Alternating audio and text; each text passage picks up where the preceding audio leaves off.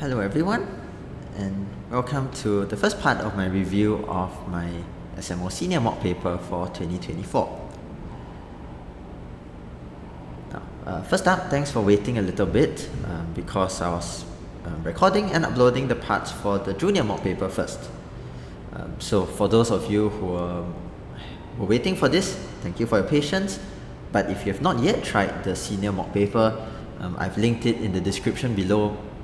I would strongly urge you to try the questions first before watching this, especially if you are running short of so-called fresh practice. What I mean by fresh practice is that if you have seen a paper before, even if you saw like 5 questions of it before, it does give a very different feel because you are really doing 20 questions instead of 25. So your score will be also affected, your time management will also be affected. So this is something that you can make use of. Now, before we go through this, since this is the first part of my review, I would just like to start by saying some general comments about the SMO Senior. Now, the first thing, of course, that a lot of you will ask is about cutoffs. And whenever someone asks me about cutoffs, I do not always give a consistent answer. And the reason is that it is quite difficult to put an exact finger on it. Having said that, the general gist of how you should estimate your SMO cutoffs is that for the SMO Senior, it should be a bit lower than the SMO Junior in a normal year, simply because the Senior questions are a bit harder in terms of the breadth of topics as well as the difficulty involved in getting the answers accurately since the solutions are a bit longer. Roughly speaking, the round 2 cutoff would be somewhere around 12 to 14, so averaging out at about 13 if you're looking at the last couple of years, and you would just go down about 2 points for each of the subsequent quote-unquote lower awards. Now that's a little bit unflattering, but I mean, for want of a better word, it's roughly in this vicinity. Every time whenever I say roughly in this vicinity, it's because there is always the discretionary element of the SMO committee, either wanting to have more people get into round 2 or fewer people get into round 2, more people get a silver or fewer people, so they can round up or round down to accept more or fewer depending on, quite frankly, just what they feel like. So I cannot read their minds, and therefore I can't really have much more precise estimates than that. And this is only for a normal paper. If suddenly this year turns out to be a lot easier or a lot harder, I would not know. Now, having said that, for this paper, I would tend to believe it is slightly on the difficult side. So I would tend to think that it should be closer to the lower end than the upper end. So this paper should be around there, maybe at a midpoint. So 12, 10, 8, 6 or 13, 11, 9, 7 could be a reasonable estimate. Okay, so that's about cutoffs. For everything else I want to say about the Senior paper, I will say it as we go through the questions so as not to drag this out unnecessarily long. Now, just like the Junior reviews, I'm going to split this into a few parts. So most likely this video will be, as you can see, somewhere in the vicinity of 30 minutes. And so will the next 2 or 3 parts. We start with the multiple choice questions, and the multiple choice questions, broadly speaking, are quite standard, both in terms of the style of questions as well as the topics involved. They're all algebra. You're going to see logarithms, as in question 1. You're going to see trigo, as in question 2. You can see more trigo here. You have got polynomials, vietas, or just otherwise remainder factor theorems. You can have your binomial theorem, and these are the sorts of things that you would expect. In other words, the core of Sec 3 and Sec 4 math will be what appears in the front part of the paper, as well as a big chunk of the paper, except that the questions here will naturally be a bit more challenging. Let's begin with question 1. As well as for each of these subsequent questions, please know what you don't know. That's the purpose of this video. Apart from explaining the solutions, know what you don't know. For example, in question 1 here, which of these is not equal to the others? And all of them have the same base of 2. So the way that you would most likely want to do it is to just write all of these as a single logarithm. This is log 227. This is also log 227. This one is not. It is going to be log 2 of 4. This is 3 times 9 is also 27. And then this one will be 81 over 3 is also 27. Now all of these that we're using are classic log identities. If you know that you have learned these but you have forgotten them, please review them as soon as you can. If you have just never heard of these before, which is quite unlikely, but just in case you really have never heard of these before and you're watching this now a few days before the SMO, I would say just skip this topic or topics for this sitting of the SMO, right? Because if you have never seen this before and you're taking the SMO this year, that probably means you're in Sec 3, and in Sec 4 you would have learned these and you have a second chance. So same thing applies for Trigo. If you don't know anything about Trigo, there's no point trying to study it now in just about 5 or 6 days. If you do know some things about Trigo but you're like, oh, I actually forgot the identity, make sure that you remind yourself of what, let's say, sine x minus y and cosine x plus y are equal to. Now, having said that, this is actually not what you're going to do for this question, except that you will still use the cosine and the sine identities, but you're not going to be using them in this literal form of sine x minus y and cosine x plus y. The reason why you're not going to use it directly is that x minus y and x plus y add up to 2x. And so if I just call this a and call this b, you're just finding sine a plus b, given that sine a is 3/5 and cosine b is 5 over 13. So that's a lot better than expanding it out immediately into a bunch of sine and cosines of x. Now I've also given the range. X and y are in the first quadrant. Now in the first quadrant, that would imply that if I want cosine of a, cosine of x minus y is definitely going to be between minus pi over 2 and pi over 2, which is the fourth and the first quadrant. So cosine a will be positive, and x plus y is going to be in the first or second quadrant, so sine b will also be positive. So if you have forgotten about the existence of negatives, you're fortunate here. They're all positive, but remember to check the quadrants carefully for most such questions. Of course, the other thing is that our sine squared plus cosine squared equals to 1 is what would give you the other values. This is 3/5. Cosine A would be 4/5. Cosine B is 5 over 13. Means that sine B will be 12 over 13. And if you prefer to draw it using a right angled triangle, that is fine. Just know that it's the same thing as if you said this or if you drew it out. Finally, your sine A plus B is still going to have to be used. Sine A cos B plus sine B cos A. It will evaluate to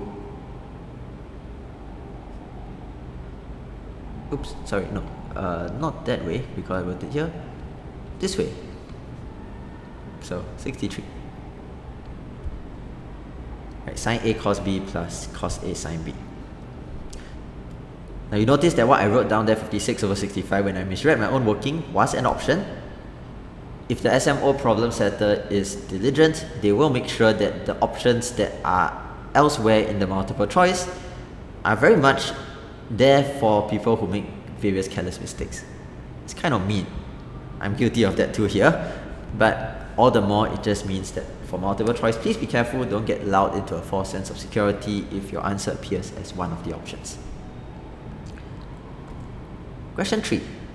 Largest possible value of 3 cosine 2x plus 4 sine x plus 5. This is a bit of a red herring. It's a bit of a red herring because it looks very much like it's saying there is 3, 4, 5. And therefore, your R formula would potentially pop up in your mind. This is not the R formula because 2x and x are here.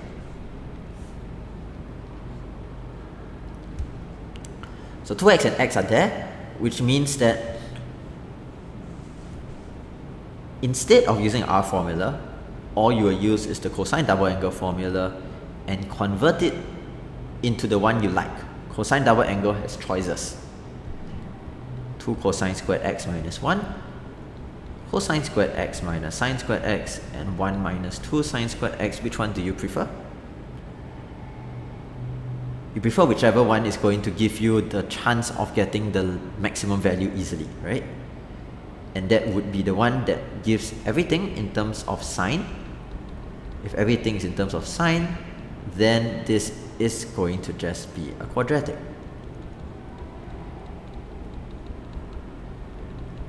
So this is a quadratic. You would do the usual completing the square, which I trust should not be too much of an issue for any of you who are watching a video on the SMO Senior. So the largest possible value is 26 over 3 when sine x equals to 1/3.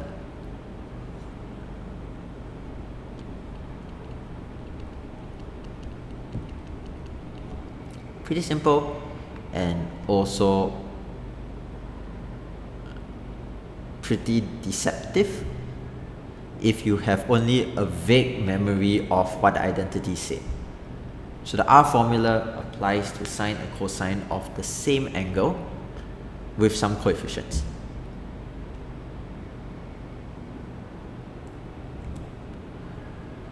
Question 4. Now I earlier alluded to this as being the so-called Vieta's question. This is not really the Vieta's question actually. It's a question that can be done by Vieta's, but it doesn't need Vieta. If this equation has roots alpha, beta, and gamma,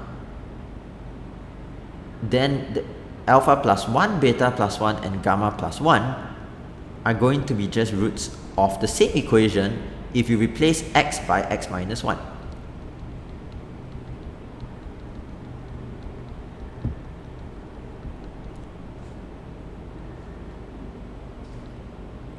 Clearly, right? If you put in alpha plus 1, then you're just going to end up with 3 alpha cubed plus 6 alpha squared minus 4 alpha plus 1, and likewise for the other two. So this is the cubic that will have those three equations. It would save you a lot of Vieta bashing, and you can just expand this out carefully to get what should be one of the options.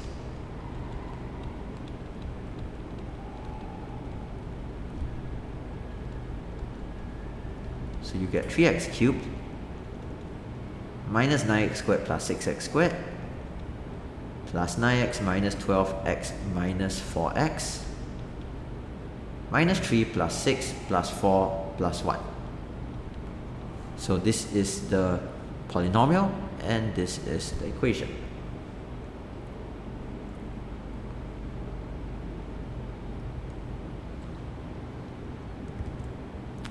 Okay, question 5.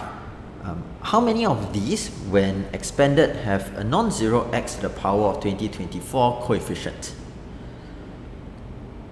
This is a kind of general question on understanding the binomial theorem, because you don't really need to use the binomial theorem in full, but you have to understand how it works.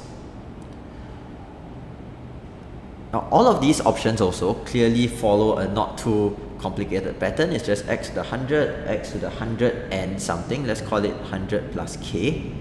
And then I raise this to the power of 20. They all look like this. And then the general term of this expansion is going to look like there's x to the 100 to the power of r. Let's use, for niceness sake, I'll just use x to the 100 plus k to the power of r, and then 20 minus r, so it's not so messy. And then this whole thing will have 20 through r as a coefficient, so as a factor in the coefficient, which I don't really care about because I just care about non-zero. So I'm more interested in the fact that this is going to look like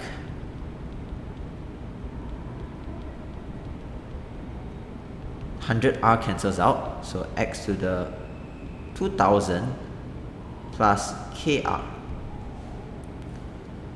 where your r,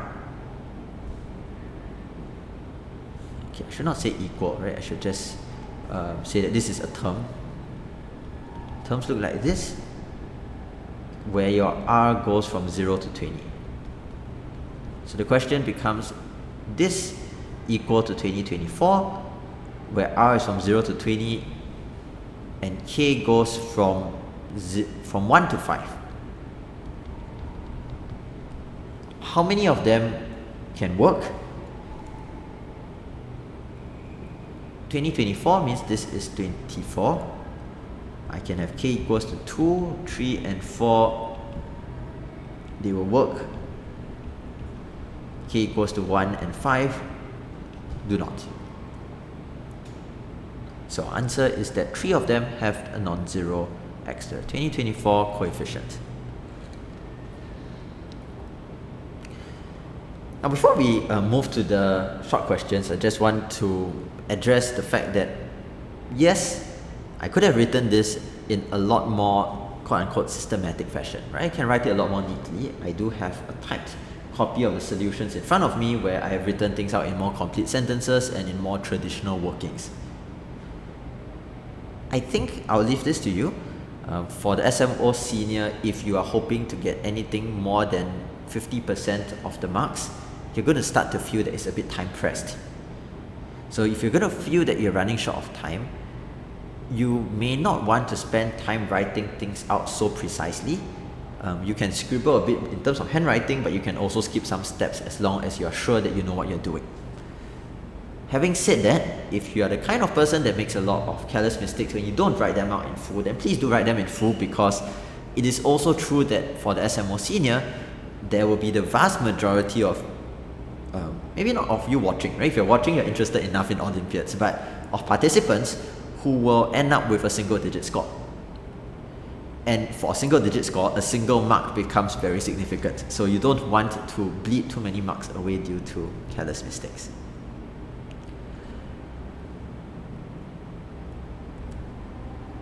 Let's continue on.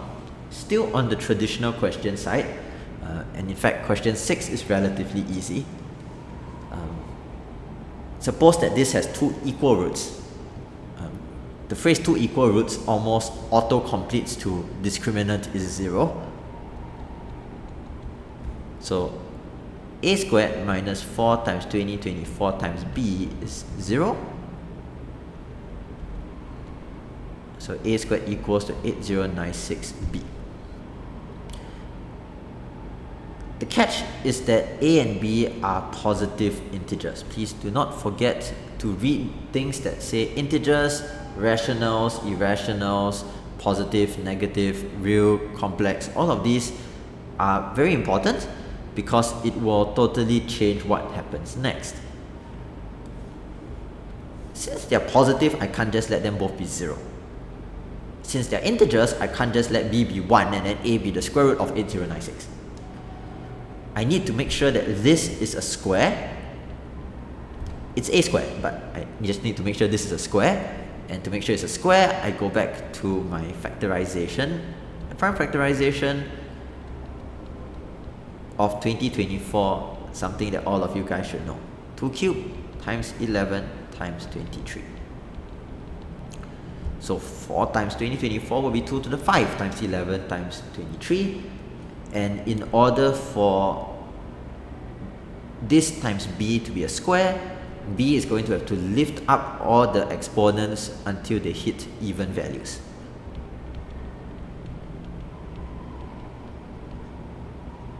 which means one of each, and that would in turn mean that a squared is 2 to the 6, 11 squared, 23 squared.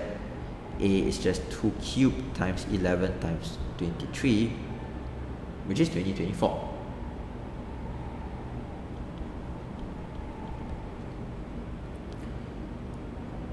A plus B will then be equal to 2530.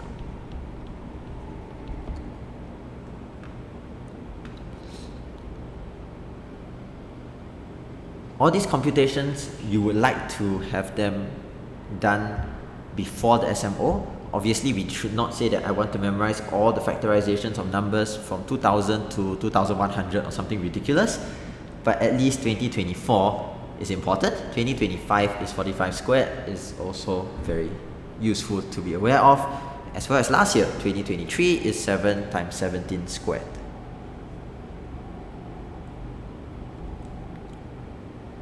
Question 7. Now when you look at this here, it is sine 10 minus cosine 20 plus sine 30 plus cosine 40.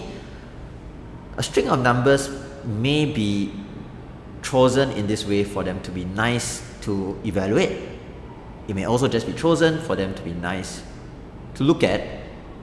It may also be chosen for some entirely different reason. So you need to consider the importance of these angles and any other strange constants that you see.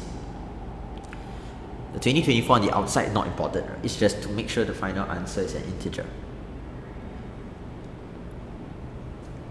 Sine 30 degrees is half.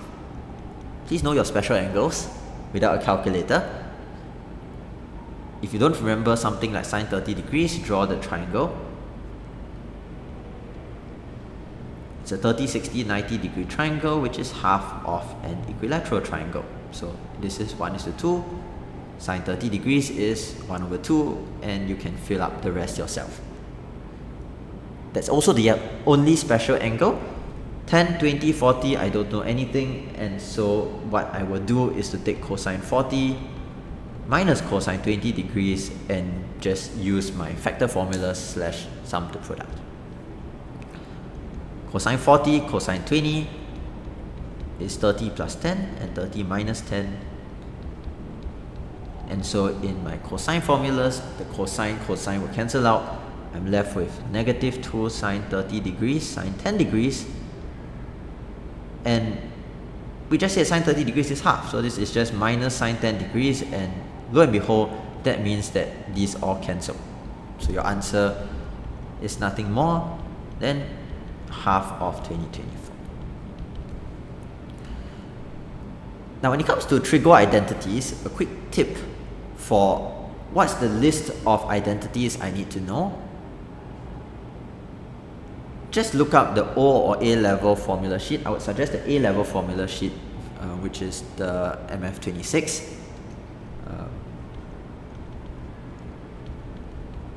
The list of mathematical formulas. I don't know what the 26 is for. Probably just the 26 addition or something. But anyway, this is the A-level formula sheet. That would give you the list of trigo identities that you should know for the SMO Senior. And if you're thinking that it's a bit perverse that A-level gives a formula sheet and SMO Senior has no formula sheet, well, that's just how all Olympiads are like. We do need to do some studying as much as it is important to do problem solving. So if you need to find a list of trigo formulas, that's a place to look. Question 8. X and Y are real numbers satisfying this. Find the maximum possible value of x minus 6 squared plus y minus 12 squared. This is actually quite a classic SMO problem in recent years. I've just made use of the number 2024 again because when I complete the square, I get 2025, which is 45 squared. So make use of this. This is going to be the equation of a circle. A pretty big circle, centered at 1, 0, but with radius being 45, so I'm not going to try to draw that to scale. This is probably good enough as a rough drawing of a circle. Now, what is the maximum possible value of x minus 6 squared plus y minus 12 squared? Now, this one, x minus 6 squared plus y minus 12 squared is going to be the square of the distance from xy to 6, 12. 6, 12 is going to be somewhere about here. xy is a point on the circle. And so therefore, if you would like to get the maximum possible value away from this xy to 6, 12, it would certainly be, just draw this, and here is going to be my xy. Now technically this is an application of the triangle inequality, because it's that if I pick somewhere else, it's this length plus this length, and the maximum you could get is when it's a straight line in this fashion. So this portion, wherever xy is, I don't need to solve for it. I just know it's going to be 45. This portion is going to be 13. So 45 and 13 means that the distance is 58, and the square of that distance is 3364.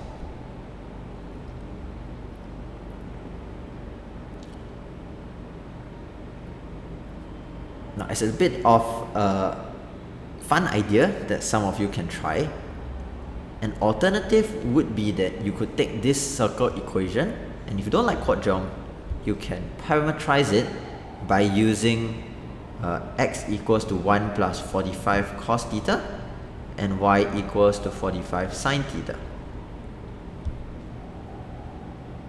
So you can parameterize it as follows, and then put it into here, and then do some more trigo, including a little bit of your R formula, and that should actually be enough to get the same answer as well.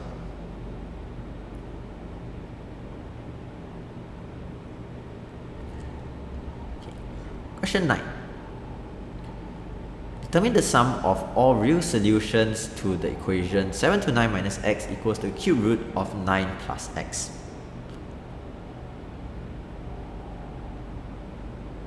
First things first, we can actually cube it.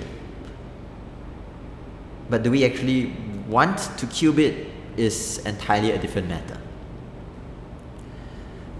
Although the SMO is occasionally guilty of making you do extensive computations, they are less often guilty of making you do pointless computations.